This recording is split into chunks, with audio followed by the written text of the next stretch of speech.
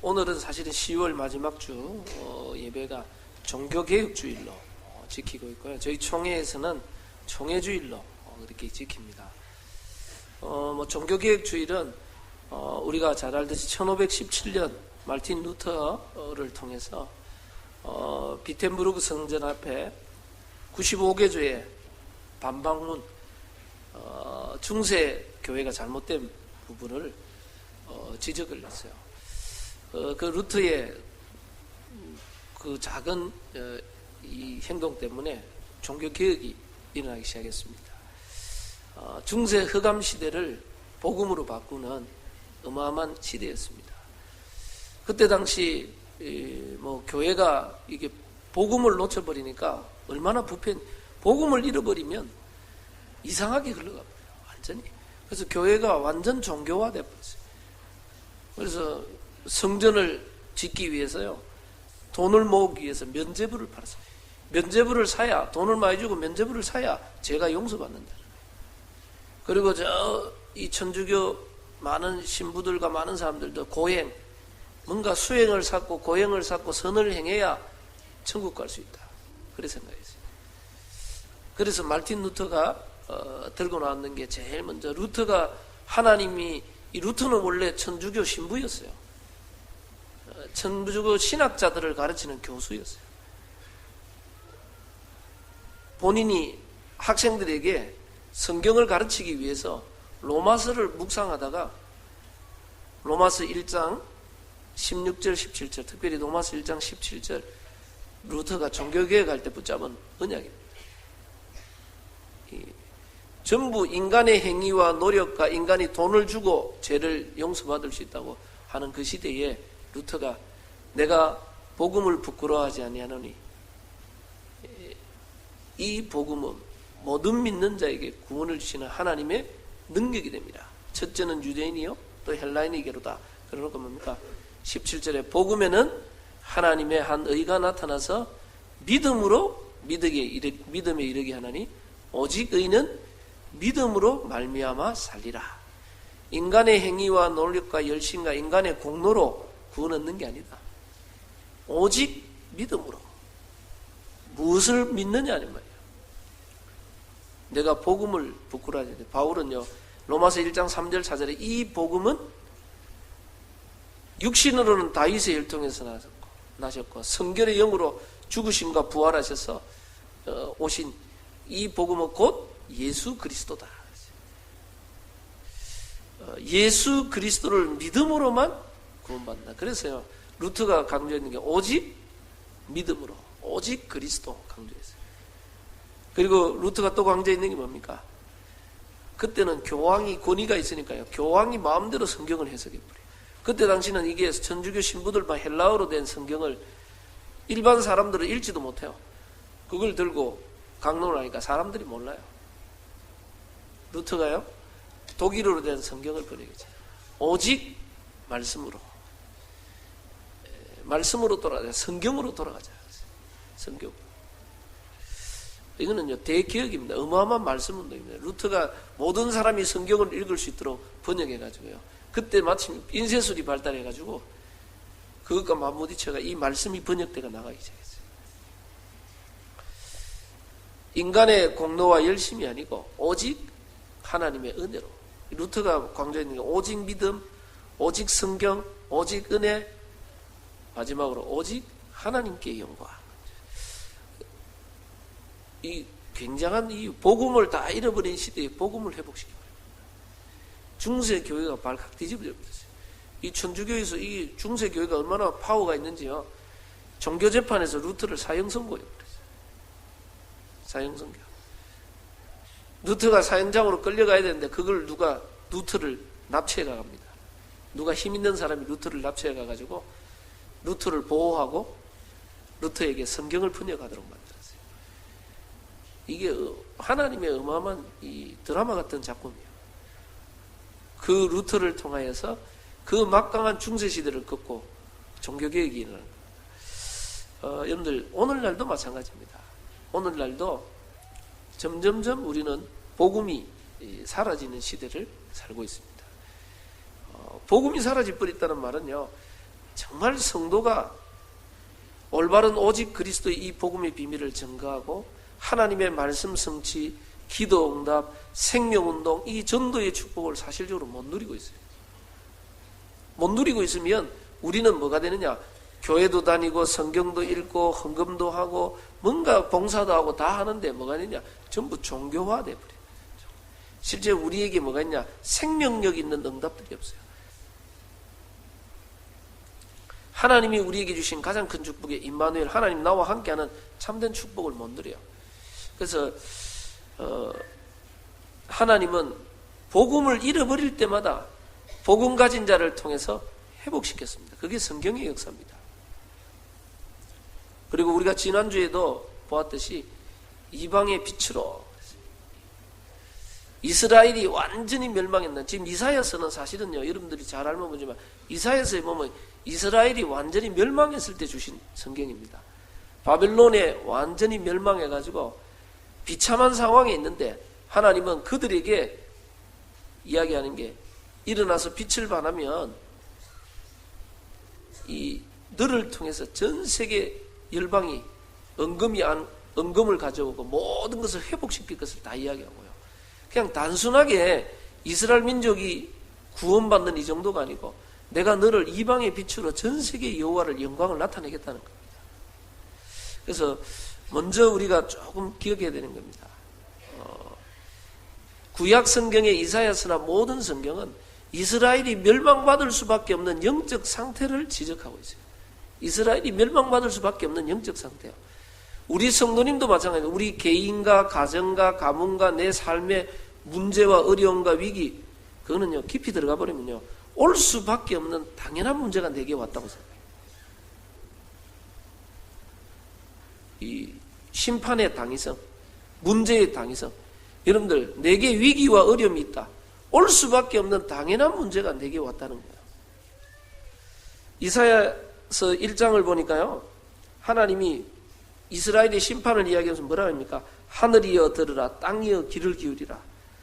여호와께서 말씀하시기를 내가 자식을 양육하였거늘 그들이 나를 거역하였도다. 소는 그 임자를 알고 나귀는 그 주인의 구유를 알건만은 이스라엘은 알지 못하고 나의 백성은 깨닫지 못하는도다 하셨도다. 슬프다 범죄한 나라요, 허물진 백성이요, 행악의 종자요, 행위가 부패한 자식이로다. 그들이 여호와를 버리며 이스라엘의 거룩한 일을 만홀히 여겨 멀리 물러갔도다. 이미 이스라엘이 멸망받기 전에 여호와를 버리며 하나님을 떠나버렸어요. 하나님 떠나버리고 벌써 세상 문화와 흑암 문화 속에 빠져들어가 버렸어요. 자기의 영적 자기의 정체성을 완전히 잃어버렸다. 내가 누구인지 모든 걸 잃어버렸어요. 그래서 구약 성경을 자세히 읽어보면요, 전부 이스라엘이 멸망받을 수밖에 없는 영적 상태를 계속 지적합니다. 하나님이 당위성, 당연히 올 수밖에 없는 것이 왔다는 말이에요. 아니 나에게 어떻게 이런 일이, 나는 왜 이런 문제가 터졌을까? 아유, 다른 사람 없는 나에게만 왜 이런 문제가? 그렇지 않아요. 올 수밖에 없는 문제가 됐어요. 그리고요, 도저히 다른 사람이 이해 못하는 도저히 문제가, 이상한 문제가 내게 터졌다. 그거는요, 하나님의 더 큰 계획이 있어요. 욥과 같은. 욥도 뭡니까? 다른 사람은 상상 못할, 자녀가 다 죽어버렸어요. 재산이 다 사라져버렸어요. 몸에는 악창이 있고 몸에는 질병이 있고 사람이 상상할 수 없는 최악의 순간이 욥에게 되는 거예요. 들이닥쳐 버렸어요. 근데요, 성경에 보니까, 그것도 보니까 욥이 고백을, 나의 두려워하던 것이 내게 임했다 이렇게 했어요. 두려우면 심판이 임한다 그랬대요. 욥도 하나님을 믿긴 믿었지만 그 두려워하던 있었어요. 그게 내게 임했다는 거예요. 여러분들, 우리에게는 지금 우리에게 당하는 문제, 사건, 일들은요, 당연히 올 수밖에 없는 게 와요. 그러면 뭡니까? 그 속에 뭐가 있냐? 하나님이 절대적으로 필요하기 때문에 허락하신 거예요. 하나님의 이 절대적인 필요성이 들어있어요. 필연성. 하나님이 필요하기 때문에 허락하신 겁니다. 그러면 거기에 뭐가 있느냐? 절대성, 하나님의 절대적인 계획이 있어요. 그래서 하나님의 절대적인 계획은 분명히 말하면 로마서 8장 28절에 하나님을 사랑하는 자, 곧 그때때로 부르심을 입은 자들에게는 모든 것이 합력하여 선을 이루느니라. 우리 인간이 보기에는 이게 좋은 일, 나쁜 일, 어려운 일, 힘든 일 가지만 하나님은 모든 것이 합력하여 선을 이룬다. 하나님은 선한 계획을 이루기 위해서 우리에게 여러 가지 문제, 사건, 일들을 허락하시는 거예요. 그래서 성경의 모든 인물들은 위기, 문제, 사건, 어려움 속에서 하나님의 축복과 응답과 모든 능력을 체험했어요. 그때가 오히려 하나님의 역사를 체험하는 기회가 되어버렸어요. 정은주 목사님 이야기하시더라. 정은주 목사님. 우리가 인생 작품 만드는데 그냥 만드는 게 아니다. 인생 작품이 언제 나오냐. 여러분들 예술가들도 뭐 인생 작품 만들려면 완전 그게 몰입해가 집중해가 자기 혼을 다 빼놓는데. 옛날에 뭐 영화 보면 뭐 치화선 영화 있잖아요. 도자기.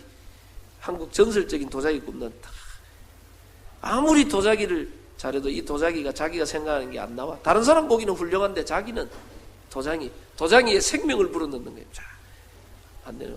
마지막에 어떻게 합니까? 도자기 굽는 그 가마 속에 자기가 굽는 자기가 들어가 버려. 자기를 태워가 도자기가 나왔는데 보면 어마어마한 도자기가 나왔어요. 쉽게 말하자면 어마어마한 인생 작품을 만드는 데는 해산의 수고, 해산의 고통, 어마어마한 그게 들어간다는 말이에요. 우리 인생의 간증거리와 축복과 역사들이요 그냥 일어나는 게 아닙니다. 정은주 목사님 언제 인생 작품이 나오냐? 하늘이 무너지고 땅이 꺼지는 그런 위기와 절체절명의 순간, 그런 위기와 어려움 속에서 우리가 하나님 바라보고 믿음 앞에 설 때 그게 전부 인생 작품이 되고 간증이 되고 메시지가 되고 모든 게. 근데 우리는 그 순간에 대부분 사람들은 낙심하고 절망하고 포기하고 문제에 사로잡히고 위기 속에 사로잡히고. 근데 성경의 모든 인물들은 그 순간에 여호와가 나의 목자시니 내가 부족함이 없으리로다. 내가 사망의 음침한 골짜기로 다닐지라도 해를 두려워하지 않을 것은 주께서 나와 함께 하십니다. 하나님이 계속 이야기하는 게 뭐냐? 이스라엘이 멸망 속에 있는데 두려워 말라. 내가 너와 함께 할 것이라. 놀라지 말라. 나는 내 하나님이 됨이라. 왜 두려워 말라 놀라지 마라 그럽니까? 두려워할 일이 우리 앞에 있다는 말이고요. 깜짝 놀랄 일, 충격받을 일들이 자꾸 일어난다는 말이야. 근데 두려워 말고 놀라지 말라는 거야. 왜요? 내가 너와 함께합니다. 내가 너의 구원자가 됩니다. 참으로 내 오른손으로 너를 도와주겠다. 여러분들 하나님의 사람들은 그때 믿음 앞에 서고 하나님 앞에 서고 하나님 앞에 복음 속으로 기도 속으로 하나님의 능력 속으로 들어가요. 근데 그게 시간 지나면 깨닫고 보면 전부 하나님이 필요해서 허락하신 것들이에요. 우리를 복음의 사람으로, 기도의 사람으로, 하나님의 사람으로, 그리고 우리를 단순하게 이 땅에서 구원받아서 행복하게 사는 게 아니고 이방의 빛으로 우리를 통하여 나와 같이 이 땅에 고통당하고 문제당하는 사람을 살리는 증인으로서 나 한 사람 때문에 우리 가정 가문이 살고 나 한 사람 때문에 내가 있는 지역, 나를 만나는 모든 사람이 살아나는 증인으로 세우는 거예요. 그래서 지난 주간에 완전히 멸망했는 이스라엘에게 이 여호와께서 어찌 내 사정을 듣지 못하고 여호와께서 우리를 잊으시고 우리를 버렸다. 하나님이 뭐라 합니까? 어찌 너희를 잊어버리고 너희를 버렸다 그러느냐. 여인이 젖먹이 아이를 잊겠느냐. 여인이 젖먹이 아이를 잊을 수 없다. 근데 하나님 뭐라 합니까? 혹 여인이 그 젖먹이 어린아이를 잊을지라도 나는 너를 잊지 않겠다. 너를 내 손에 새겨놓았다. 손바닥에 새겨놓았다. 너의 성벽이 항상 내 앞에 있다. 내가 너와 함께 하겠다. 쉽게 말하면 구원받은 하나님의 백성은 절대 하나님이 잊을 수가 없어요. 하나님이 우리와 함께 하시고 우리를 도우시는데 우리 앞에 자꾸 다가오는 위기, 문제, 갈등, 어려움이 있어요. 근데 우리는요, 그 속에서 우리 안에 깊은 속에 뭐가 있냐면요, 나도 모르게 복음보다 먼저 각인, 뿌리, 체질된 게 다 들어가 있어요. 싹. 그게 12가지 문제예요. 나 중심, 육신 중심, 세상 중심에 다른 것이 불신앙이 각인, 뿌리지. 여러분들이 태어나서 자라면서요, 계속해서 복음이 각인된 게 아니고 성공해야 된다, 잘 살아야 된다, 공부 열심히 해야 된다, 다른 걸로 꽉 각인돼서 하나님이, 그거는 복음이 아닌 거예요. 다른 걸로 꽉 각인시켜놨어요. 공부 못하면 낙심하고 절망할 수밖에. 다른 것들이.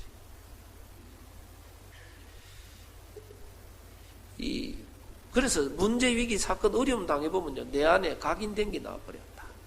내 안에 있는 상처, 어려움, 문제들이다. 지금 여러분들 점점 우리나라는 지금 위기입니다. 지금 이번에는 뭐 PC방 살인사건, 뭐 PC방 뭐 좀 기분 나쁘다고 흉기 들고 와서 죽여버렸어요. 그리고 이번에 보니까 또 뭐 예비 신랑 될 사람이 뭐 어떤 문제가 생겼는지 뭐 혼수 문제 때문에 그렇다 뭐 여러 가지 말이 있는데 뭔지 모르겠어요. 일가족 살인.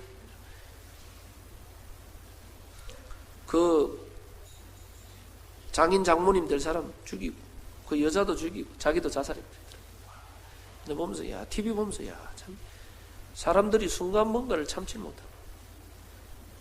그러니까 그러고 있는데, 이번 주 누가 자기가 저 소년원사에 간다 그래. 소년원사에 갔는데, 소년원 아이들이 이게 정신과 테스트 해보니까 전부 다 뭐가 나오냐? 분노 조절 장애. 분노 조절 장애. 분노 조절이 뭘 참지를 견디지 못하고 폭발해. 조그마한 거야. 요즘 막 그런 게 너무 많아요. 그 분노 조절 장애가 왜 오느냐? 가문의 영적인 문제도 있고, 또 요즘 뭡니까? 거의 가정 배경이 거의 이혼. 어릴 때 부모님이 이혼하고. 근데 이혼할 때는 그냥 편안하게 이혼하는 게 아니지. 막 싸우고 막 이러니까 어릴 때 아이들이 늘 불안해. 그걸 보고 자라. 그러니까 이게 상처가 깊이 쌓여 있는 거예요. 깊이 쌓여 있다가 뭐 이렇게 폭발해. 이게 이제 가정 배경과 많은 상처 이런 것들이 쌓여 있다가 사고 쳐버립니다. 그러니까요, 우리도 모르게 내 안에 깊이 있는 가문의 영적인 문제, 자라온 배경 속에 있는 상처, 여러 가지 지금 어려움, 위기 이런 것들이 겹치면서요, 사람들이 복음 아닌 다른 걸로 딱 돼 있어요. 그게 자꾸 들어요. 그래서 사실은 여러분들 진짜 문제, 위기, 사건, 어려움, 이때 내가 참 신앙인인가 아닌가, 정말 내가 복음의 사람인가, 그때 나오게 돼 있어요. 그때. 그래서 제가 하니 다윗이 인생의 가장 위기 속에서 여호와가 나의 목자시다. 그게 다윗이 위기 속에서 했는 말이에요. 사망의 음침한 골짜기로 다닐지라도 해를 두지 않고 주께서 나와 함께 하시다. 사도 바울도 감옥 안에서 매맞고 어려움 당하는 그 속에서 내가 감옥 안에 있는 게 아니고 주 안에 있다. 그리스도 안에 있다. 내게 능력 주시는 자 안에서 모든 것을 할 수 있느니라. 그게 바울이 고백했어요. 성경의 모든 인물들은요, 이 중요한 위기 때, 어려울 때, 다니엘이 이 조서의 의인이 찍힌 것을 알고도, 그 말은 뭡니까? 죽는 줄 알고도, 왕 외에 다른 신을 섬기면 죽이겠다 그랬어요. 이 사자의 밥이 되도록 하겠다 그랬는데, 다니엘이 그 조서의 의인 찍힌 걸 알고도 하나님 앞에 무릎을 꿇고 하루에 3번씩 전에 해가던 대로 간절하게 기도하는데, 그냥 기도한 게 아닙니다. 살려달라고 기도한 게 아니에요. 성경에 보면 감사하며 기도했더라. 참 대단한 인물이에요. 그 죽음의 위기 속에 여유가 있어요. 제가 늘 한 게, 이 다윗이 가장 인생의 위기가 언제냐?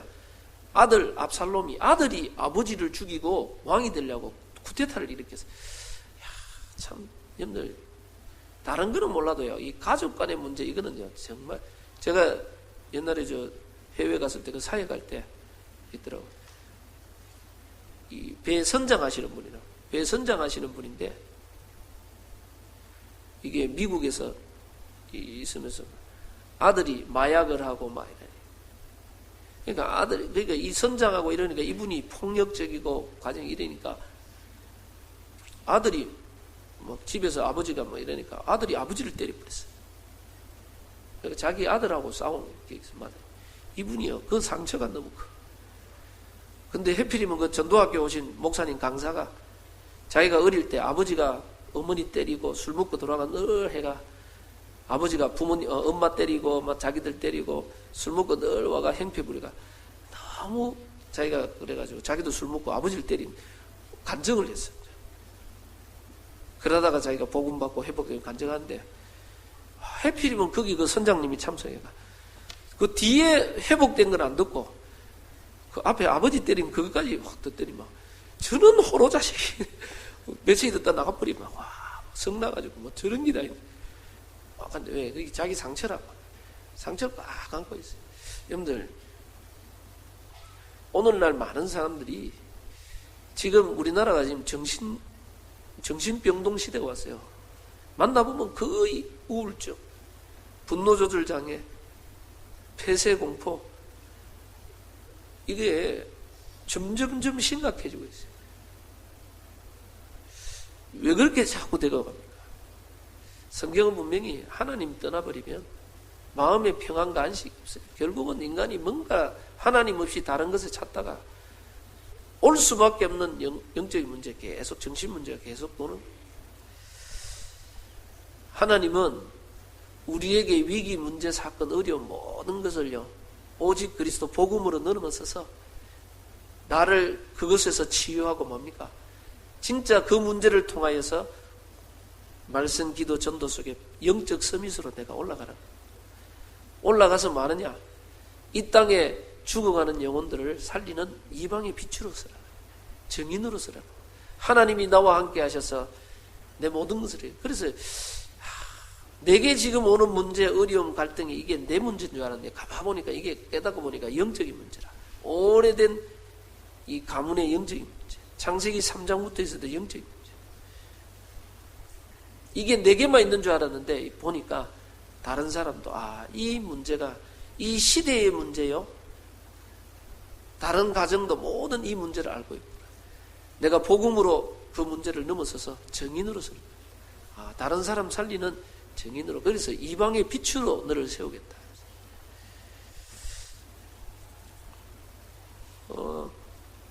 그러면서 여러분들은 반드시 여러분들이 회복해야 되는 게 뭐냐? 우리는요 언약의 여정을 회복해야 돼요. 언약의 여정을. 성경은 계속 이야기하고 있습니다. 에베소 1장 3절 4절에 보면 영세전에 창세전에 하나님이 너를 창조하셨다 그랬고요. 하나님은 우리를 갈라디아 1장 15절에 어머니 태에서 나오기 전부터 너를 구별했다 그랬어요. 예레미야 1장 4절 10절에도 예레미야에게 이거 모태에서 나오기 전부터 알았고 태에서 나오기 전부터 구별했다 그랬어요. 저와 여러분들이 예수 그리스도의 복음과 이 언약 속에 그리스도의 이 언약 속에 들어온 거는요 하나님이 영세전 창세전부터 향한 계획을 뜻 가운데 여러분들이 복음의 언약 속에 들어와 있어요. 단순히 내가 예수 믿고 싶어 온 게 아니란 말이에요. 하나님이 창세전 영세전부터 향한 하나님의 계획 속에 내가 부름받았다. 그래서 요한복음 15장 16절에도 너희가 나를 택한 것이 아니고 내가 너희를 택하여 세움나니 너희로 풍성한 열매를 맺게 하기 위하여. 요한일서 4장 10절에도 사랑은 여기 있으니 너희가 나를 사랑한 게 아니고 하나님이 먼저 우리를 사랑하사 그 아들을 보내사 우리를 화목케 했다. 하나님이 먼저 우리를 하나님의 자녀여 언약의 사람으로 택해 주셨어요. 그래서 빌립보 1장 6절에는 우리 너희 안에서 착한 일을 시작하신 이가 그리스도 예수의 날까지 이루어 가신다. 그래서 여러분들이 지금 방황하고 잘 안 되지만 하나님은 우리를 통하여서 하나님의 사람으로 이루어 가시오. 빌립보 2장 13절에도 너희 속에 소원을 두고 행하시는 이는 하나님이시니 하나님이 우리 안에 하나님이 기쁘신 뜻 가운데 우리를 인도하고 있다. 자, 그 속에서 여러분들이 늘 봐야 돼요. 늘 보면서 많은 사람들이 언약이 뭐냐? 언약을 놓쳐버리니까 이 땅에 저주재앙이 계속 오는 겁니다. 언약이 뭡니까? 언약은 여러분들 늘 기억합니다. 오직 그리스도. 하나님이 그리스도를 통하여서 이 땅의 모든 문제를 해결하겠다는 거예요. 우리 인생이 도저히 해결할 수 없는 사단, 지옥, 흑암, 하나님 떠난 인생 모든 죄와 저주를 예수 그리스도로 말미암아 해결하셨어요. 오직 그리스도 안에 우리 인생의 모든 문제 해결이 되어요. 그리고 하나님은 뭡니까? 언약, 하나님의 나라. 결국은 이 땅에 흑암의 나라가 무너지고 하나님의 나라가 임해야 돼요. 하나님의 뜻이. 그리고 우리의 힘과 능력이 아니고 성령, 오직 성령. 그래서 그리스도, 하나님의 나라, 성령 충만. 이 속에 하나님의 모든 축복과 모든 회복이 다 담겨 있어요. 모든 문제 해결과 모든 축복이 그리스도, 하나님의 나라, 성령 충만 속에, 다른 말로 하면 성삼위 하나님입니다. 이 하나님이 우리와 함께 하셔서 모든 걸 해결하기 때문에. 근데 대부분 사람들이 오직 그리스도가 안 돼요. 하나님의 나라, 오직 하나님의 말씀 속에 거하지 않고 있고요. 오직 성령, 하나님의 언약의 기도 속에 거하지 않고 있어요. 그렇기 때문에 우리에게 계속 위기, 문제, 사건이 터집니다. 하나님은 이 언약 속에서 이 언약을 붙잡은 자에게, 이 언약의 비밀을 누리는 자에게 뭘 주느냐? 하나님의 비전을 주시는 겁니다. 하나님의 비전. 사도행전 2장 17절 18절에도 보지만 너희 자녀들은 예언할 것이요 젊은이는 환상을 보고 늙은이는 꿈을 꾸리라 그랬어요. 요엘서 2장 28절에 말세의 남종과 여종에게 내가 성령을 물붓들어 부어주면 똑같은 말이에요. 자녀가 예언하고 젊은이가 환상을 보고 늙은이가 꿈을 꿀 것이다. 전부 다 뭡니까? 미래를 본다는 말이에요. 여러분들, 우리가 정말 그리스도, 하나님의 나라, 성령 충만 이 비밀을 붙잡고 있으면요, 하나님의 비전이 보여요. 성경에 많은 인물이 있겠지만 아브라함을 부르면서 하나님은 뭡니까? 너를 통하여서 열방이 복을 얻도록 만들겠다. 천하 만물이 네 자녀를 통해 복을 만들겠다. 복을 받도록 하겠다. 오늘 이사야서에도 보면 이스라엘이 완전히 멸망했는데도 하나님 뭐랍니까? 너를 이방의 빛으로 삼아 온 땅에 여호와의 영광을 나타내겠다는 거예요. 이사야 60장에도 일어나서 빛을 발하라. 네가 빛을 발하면 원방에서 아들과 딸들이 안겨오고 그 작은 자가 천을 이루고 약한 자가 강국을 이루는 축복을 때가 되면 나 여호와가 속히 이루겠다는 거예요. 계속해서 하나님은 이야기하는 게 완전히 실패한 제자들에게도 너희는 가서 모든 족속으로 제자를 삼으라. 땅 끝까지 이르러 내 증인이 되라. 하나님의 비전은 뭡니까? 한마디로 말하면 세계복음화입니다. 우리를 통하여서 하나님 살아계심을 온 땅에 전가하기를 원해요. 그래서 여러분들 하나님의 비전과 이 땅의 영적 문제를 잘 보면 돼요. 근데요, 이 시대를, 이 비전 속에서 시대를 제대로 보면 돼요. 시대를 보니까요, 다윗이 시대를 보니까 하나님의 영광을 온 땅에 나타내야 되는데 오히려 하나님의 백성이 복음 놓쳐버리고 지금 뭡니까? 골리앗이라는 인물이 드러나가요. 하나님을 모욕하고 있어요. 여호와를 모욕하고 있고 비난하고 있어요. 다윗이 그 시대를 보면서요, 언약을 붙잡았습니다. 다윗이 뭘 붙잡았습니까? 너는 칼과 단창으로 나오지만은 나는 네가 모욕하는 만군의 여호와 이름으로 나간다. 여호와 살아계심을 온 땅에 증거하겠다. 그래서 다윗이 온 땅에 여호와 살아계심을 증거하고 여호와 이름을 높이겠다. 다윗은요, 늘 가진 생각이 있습니다. 여호와 이름이 완전히 땅에 떨어진 시대, 멸망시대. 그래서 다윗이 성전을 지을 때도 그냥 지으려고 했는 게 아닙니다. 여호와의 이름을 높일 수 있는 성전을 지어야 된다. 나를 구원하시고 나를 사자와 곰의 발톱에서 건지시고 나와 함께 하신 그 하나님의 이름을 높일 수 있는 성전을 지어야 되겠다. 다윗이 그냥 지으려고 했는 게 아니에요. 여러분들, 사도 바울이 본 게 있습니다. 바울이 본 비전과 꿈이 있어요. 바울이 뭘 봤습니까? 복음과 언약 놓쳤는 이 바울이 복음 언약 안에 들어오니까요, 하나님의 비전을 본 겁니다. 그게 뭡니까? 세계복음화의 비전인데, 그 속에 바울에게는 하나님 주신 게 뭡니까? 이방인과 임금들과 이스라엘 민족을 위하여 택한 나의 그릇이다. 바울은요, 그 시대에 복음을 다 잃어버리고 복음 전해야 될 이스라엘 민족이, 유대인들이 복음을 가장 막는 역할을 하고 있어요. 가장 복음을 맡는 역할. 그래서 바울은요, 세계복음화의 이방인 임금들 이 이스라엘을 건져야 되는데 그 중에 특별히 바울이 가진 간절한 꿈과 소망이 뭐였습니까? 자기 민족이었어요. 자기 민족. 로마서 9장 1절에서도 3절에 보면 내 친척 혈육 골육이 구원받기 위해서는 내가 그리스도께 끊어질지라도 원하는 바로라. 간절한 소망이었어요. 바울이 간절하게 꿈꿨던 게 로마서 11장에도 나오잖아요. 뭘 이야기합니까? 이 유대인들이요, 복음을 거역하고 복음을 막는 역할을 했어요. 하나님은 이 유대인들을 넘어서서 뭡니까? 이 복음을 이방으로 줬어요. 그 이방으로 줘가 왜 그러냐? 유대인이 식이 나도록 만들 것이다. 결국은 복음이 땅끝까지 전거된 이후에 끝이 오는데 땅끝이 이스라엘에서 시작해서 땅끝은 다시 이스라엘로 돌아가야 끝이 나요. 그래서 바울이요, 그걸 알고 뭐랍니까? 결국은 이 복음은 다시 돌아갈 것이다. 이방의 충만한 수가 차면 다시 복음이 이스라엘로 들어간다. 나는 이스라엘을 건지기 위해서, 이스라엘이 식이 나게 하기 위해서 나는 이방의 사도가 된 것을 영광스럽게 생각합니다.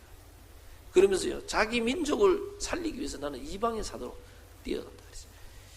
바울의 가슴 속에 늘 있었던 꿈이 뭐냐? 자기 민족이 살아나는 거예요.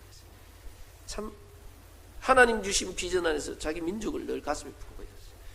그리고 바울은 전 세계를 복음화하려고 하면, 흑암을 꺾고 살리려면 전 세계 우상을 퍼뜨린 나라 로마, 세계 복음화의 가장 중요한 그 시대의 사명이에요. 시대적인 꿈이에요. 내가 로마도 보아야 하리라. 로마를 통해 세계 복음화를 꿈꿨어요. 시대적인 걸 잘 봤어요. 자기 꿈입니다. 여러분들, 세계 복음화의 비전 속에요, 시대를 보면서 내가 해야 될 게 뭘까? 이게 나만이 할 수 있는 게 있어요. 사실은 바울은요, 참 자기 민족을 향한 그게 간절했어요. 왜? 세계 복음화해야 될 유대인들 민족이 가장 복음과 전도를 막는 역할을 하고 있어요. 가장 하나님의 이 역사에 거역되는 역할. 여러분들, 하나님의 백성이요, 복음 제대로 못 누리면요, 전도 선교를 가장 막고 있어요. 참 불쌍하게 돼요. 바울은요, 그래 자기 민족을 향한 뜨거운 가슴이 있어요.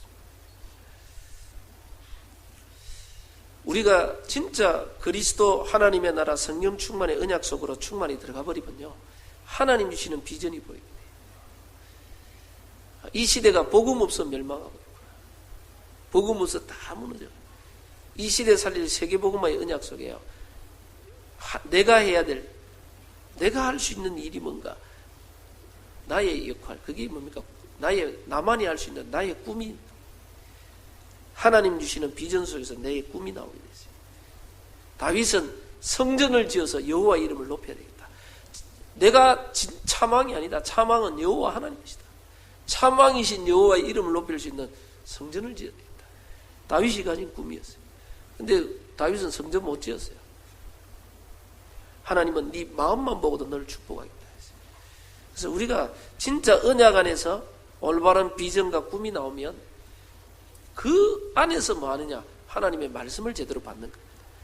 그 안에서 여러분들 말씀 붙잡고 기도하고 말씀 묵상하고 계속 하면요, 이 말씀과 기도 속에서 우리가 가야 될 길, 방향, 하나님의 인도 다 나옵니다. 아무리 우리가 하나님 주신 비전과 꿈이 있어도 그걸 우리가 이루는 게 아닙니다. 하나님의 말씀과 기도 속에 하나님의 인도 따라 이루어가는, 그걸 이비지라 그래요. 우리가 이 말씀과 기도 따라가면서 뭡니까? 그 안에서 내가 해야 될 작은 실천들, 정말 내가 해야 될 헌신, 이걸 찾아내는 겁니다. 요거 조금만 하다 보면요, 여러분에게 뭐가 나오느냐? 인생 작품이 나와요. 인생 작품.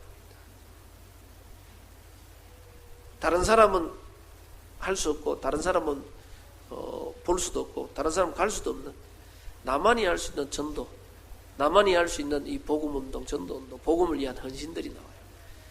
그래서 여러분들, 여러분의 인생의 언약의 여정을 찾아내야 돼요. 정말 복음 없는 시대를 바라보고, 하나님이 나를 왜 이 시대와 이 현장과 이 교회에 있게 했냐, 나를 왜 이 시대의 중직자로 세웠냐, 나만이 할 수 있는 걸 딱 찾아내면요, 여러분만의 언약의 여정이 시작되죠. 쫙. 그래서 여러분들 진짜 복음과 이 언약의 여정을 아는 한 사람, 이 언약의 축복을 응답받고 누리는 한 사람 일어나면 하나님은 그 한 사람을 중심으로 해서 뭐가 있냐? 한 팀을 이루어갑니다. 시스템을 만들어요. 한 팀을 이루어가지고요, 영적 분위기, 영적 흐름을 뒤바꿔봅니다. 그게 종교개혁이고, 그게 교회사에 일어나는 복음회복 운동이었어요. 올바른 언약 안에서 언약의 여정을 걸어가는 한 사람과 그 한 사람 통해서 한 팀이 이루어지고, 그 한 팀을 통해서 영적 흐름을 바꾸는, 그게 종교개혁이고 하나님의 역사였습니다.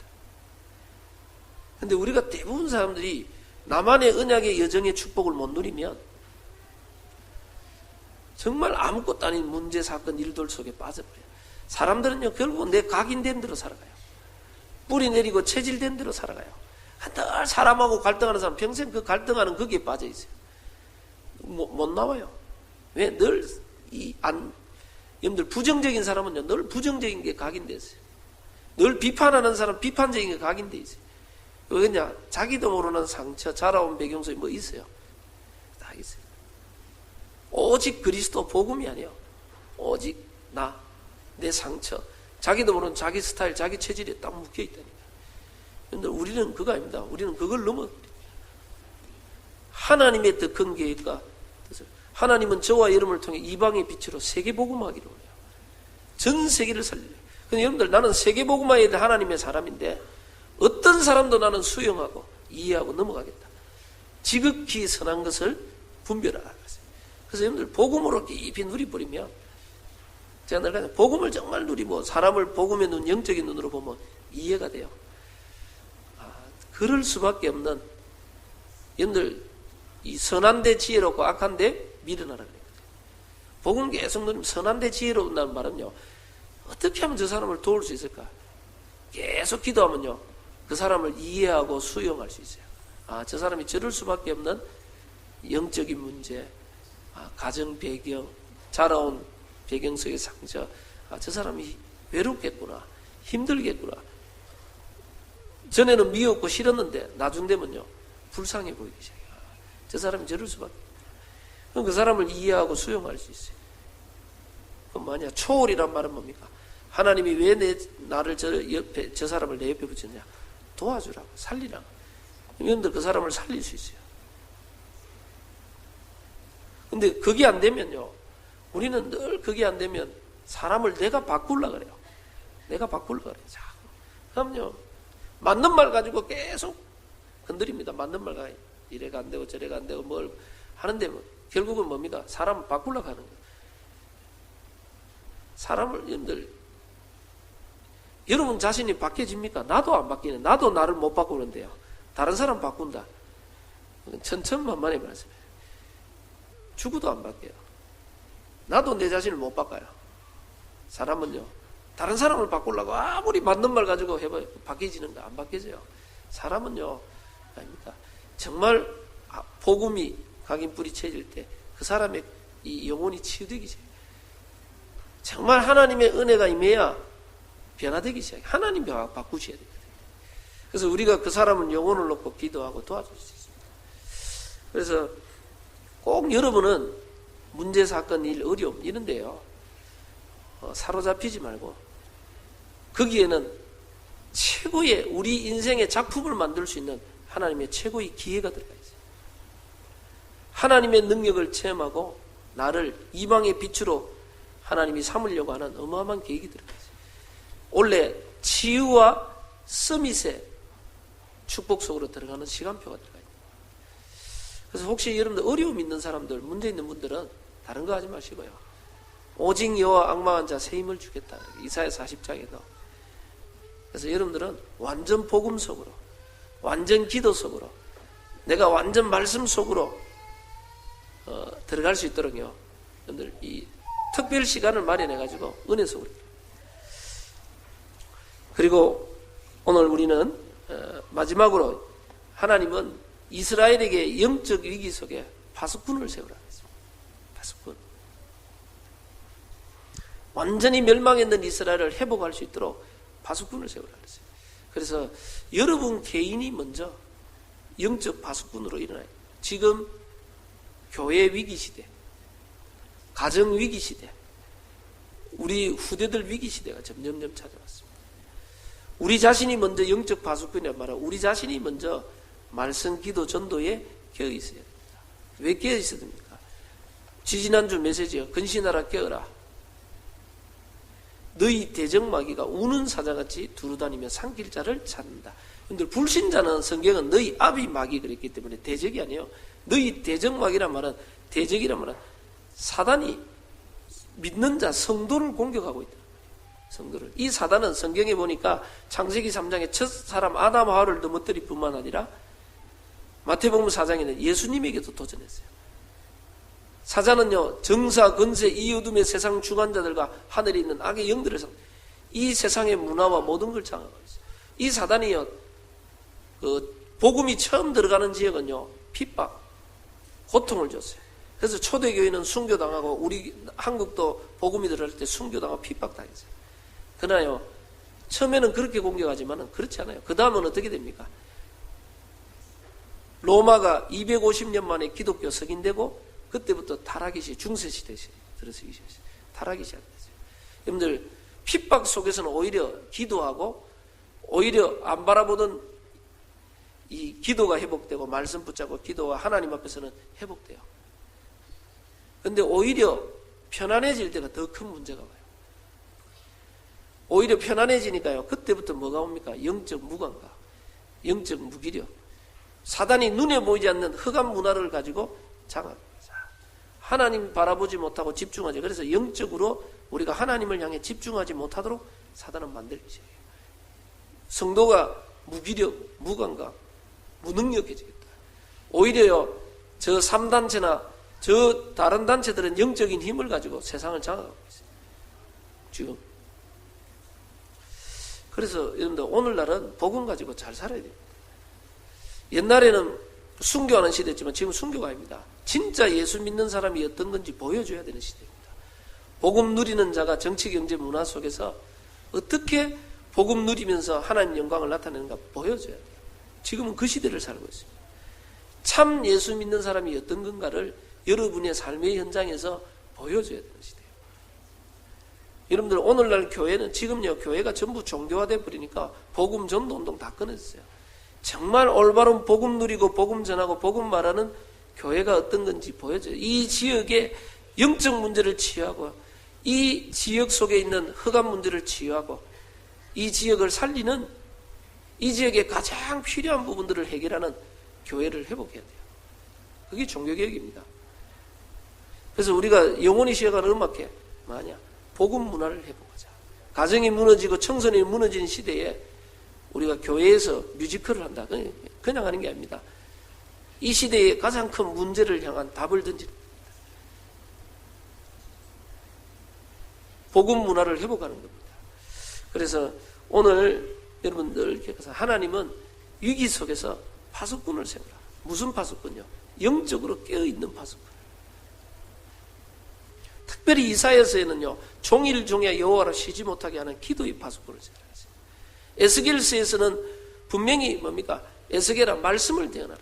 에스겔 3장 16절을 보면요, 이 하나님의 말씀을 가지고 너를 파수꾼으로 세우니까 말씀을 가지고 의인과 악인을 깨우치라 그랬어요. 깨우치지 않으면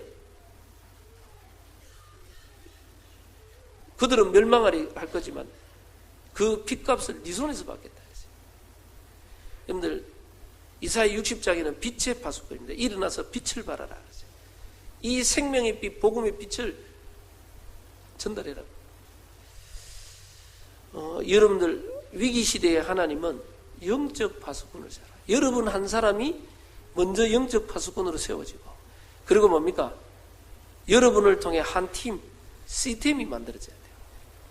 정말 나를 통해 나와 같은 복음 누리고 말씀 전하는 제자, 여러분 분야와 여러분 현장과 여러분 모든 지역에 영적 파수꾼들이 하나 되어서 그 지역에 무너진 곳을 회복할 수 있는, 그 지역의 흑암과 저주장을 막을 수 있는 영적 시스템을 만들어야 돼요.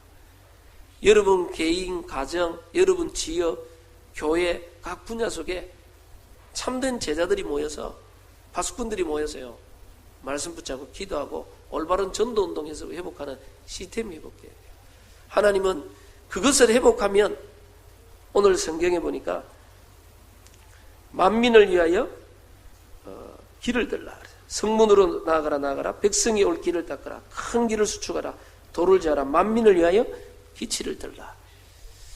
파수꾼들이 모였어요. 하나님이 모든 것을 회복할 거니까 회복할 수 있는 모든 준비를 해라. 그러면 여호와께서 땅 끝까지 선포하시되 너희 딸 시온에서 이르라. 보라 내 구원이 이르렀느니라. 보라 상급이 그에게 있고 보응이 그 앞에 있느니라. 사람들이 너를 일컬어 거룩한 백성이라. 여호와께서 구속하신 자라 하겠고 또 너를 일컬어 찾음받은 자요 버림받지 아니하는 성읍이라. 하나님이 모든 것을 회복시킬 것이다. 그래서 여러분 가정에 여러분 개인이 영적 파수꾼으로 일어나야 돼요. 여러분 가정에 진짜 언약 잡고 하나 되어 기도할 수 있는 사람은 일어나야 돼요. 여러분 지역, 여러분 직장, 여러분 있는 모든 현장에요. 여러분 개인과 현장의 저주장을 막을 수 있는 영적 시스템. 그게 다락방부터 지교회까지 시스템입니다. 자, 여러분들 영적 파수꾼들이 일어나서 영적 시스템을 만들면 하나님은 모든 무너진 것을 회복시키고 여러분들 그 주역으로 응답받기를 말하고 오늘날 종교개혁 시대인데 오늘 종교개혁 주일인데 여러분들 진정한 개혁이 여러분 개인에서부터 일어나야 돼요. 여러분 가정과 모든 현장에서. 그래서 참된 영적 파수꾼의 역할을 감당해서 여러분들 언약의 여정 속에 하나님이 주시는 비전과 꿈을 이루는 증인으로 응답받기를 바랍니다. 기도합니다. 주님 감사합니다. 위기시대 속을 살아가고 있는 우리에게 복음과 말씀과 전도운동을 잃어버린 이 시대, 하나님 교회가 무너지는 시대 속에 우리에게 올바른 언약을 주셨사오니 정말 그리스도 하나님의 나라 성령 충만의 비밀 속에 하나님 주시는 비전과 꿈을 가지고 말씀과 기도를 따라가며 하나님 말씀 안에 순종하는 작은 헌신 속에 우리의 인생의 언약의 여정 속에 걸어가는 걸음이 되게 하사 우리의 그런 걸음을 통해 하나님의 뜻과 계획이 성취되는 위기시대를 막는 영적 파수꾼의 역할을 감당할 수 있도록 축복하여 주옵소서. 전 현장에 영적 파수꾼으로 인하 전 현장에 흑암을 막을 수 있는 영적 시스템들을 세워서 무너진 것을 회복하며 하나님의 나라가 이 땅에 임하는 최고의 축복된 증인으로 우리 모든 성도님들을 축복하여 주옵소서. 역사하실 주님을 찬양드리며 예수 그리스도 이름으로 기도드립니다. 아멘.